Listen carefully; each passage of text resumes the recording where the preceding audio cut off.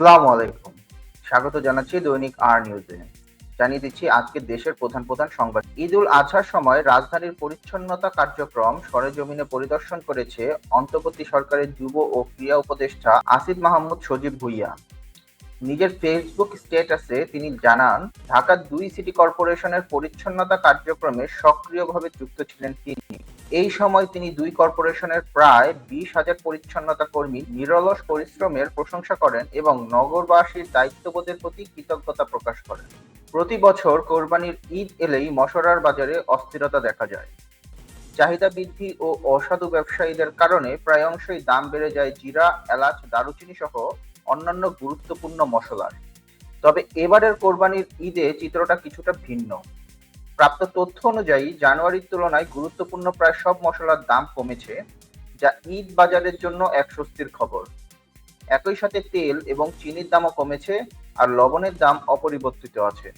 যেখানে সারা দেশের মানুষ ঈদের আনন্দে মাতোয়ারা, পরিবার পরিজনকে ঘিরে কাটে আনন্দঘন মুহূর্ত, সেখানে ঈদের দিনেও নিঃশব্দে দায়িত্ব পালন করে যাচ্ছে অনেক পুলিশ সদস্য সহ আরো অনেক প্রশাসনিক কর্মকর্তারা। এবার নিরাপত্তার দায়িত্ব পালন করছে সেনাবাহিনী সদস্যরাও। ঈদের ছুটির দিনগুলো যান চলাচল স্বাভাবিক রাখতে, জননিরাপত্তা নিশ্চিত করতে প্রধান প্রধান মহাসড়কে নিরলসভাবে কাজ করে যান ট্রাফিক পুলিশ। ঈদ উল আজহার পশু কোরবানি দিতে গিয়ে ৩ শতাধিক মানুষ আহত হয়েছে। শনিবার এসব ঘটনা ঘটে। আহতদের মধ্যে ঢাকা মেডিকেল কলেজ হাসপাতালে ১০০ জন এবং জাতীয় অর্থোপেডিক হাসপাতাল ও পুনর্বাসন প্রতিষ্ঠানে ২০০ জন চিকিৎসা গ্রহণ করতে আসেন। চট্টগ্রামের রাউজানে আওয়ামী লীগ নেতা ও পৌরসভার সাবেক কাউন্সিলর জানে আলম জনিকে গ্রেফতার করেছে পুলিশ। ঈদের আগের রাতে শুক্রবার রাউজান পৌরসভা ৫ নম্বর ওয়ার্ডে নিজ বাসভবন থেকে তিনি আটক হন। জানে আলম জনি এই এলাকার মৃত আব্দুল মালিকের ছেলে। তিনি রাউজান উপজেলা আওয়ামী লীগের সাংগঠনিক সম্পাদক এবং পৌরসভা ৫ নম্বর ওয়ার্ডের সাবেক কাউন্সিলর ছিলেন। রাউজান থানার ভারপ্রাপ্ত কর্মকর্তা মনিরুল ইসলাম বিষয়টি নিশ্চিত করেন।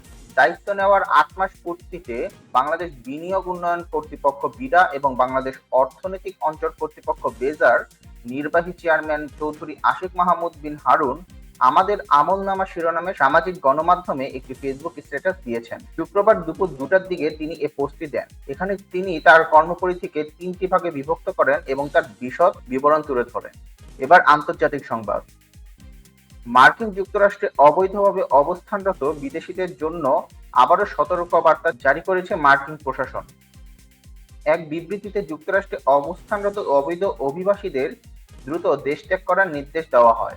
বিবৃতিতে বলা হয়, যেসব বিদেশি যুক্তরাষ্ট্র ত্যাগ করতে চান, বিশেষ করে যারা অবৈধভাবে অবস্থান করছেন, তাদের জন্য আর্থিক সহায়তা এবং অন্যান্য সুবিধা প্রদান করা হবে। ফিলিস্তিনের গাজায় ৪ জন সৈন্য নিহত হয়েছে বলে জানিয়েছে ইসরায়েলি সেনাবাহিনী।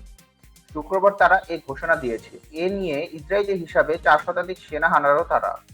খবর টাইমস অফ ইসরায়েলের। এবার খেলার সংবাদ। ফ্রেঞ্চ ওপেনে ক্যামেরন নরিকে ৬-২, ৬-৩ এবং ৬-২ সেটে হারিয়ে কোয়ার্টার ফাইনালে উঠেছেন নোভাক জকোভিচ। এই জয়ের মাধ্যমে তিনি রোলাঁ গারোতে তার ১০০তম জয়ের মাইলফলক স্পর্শ করেছেন। ক্লে কোর্টের কিংবদন্তি রাফায়েল নাদালের ১১২ জয়ের পর দ্বিতীয় খেলোয়াড় হিসেবে তিনি এই কৃতিত্ব অর্জন করেন। ধন্যবাদ সবাইকে এতক্ষণ আর নিউজের সংবাদটি শোনার জন্য। আশা করি ভবিষ্যতে আমাদের পাশে থাকবেন। আসসালামু আলাইকুম।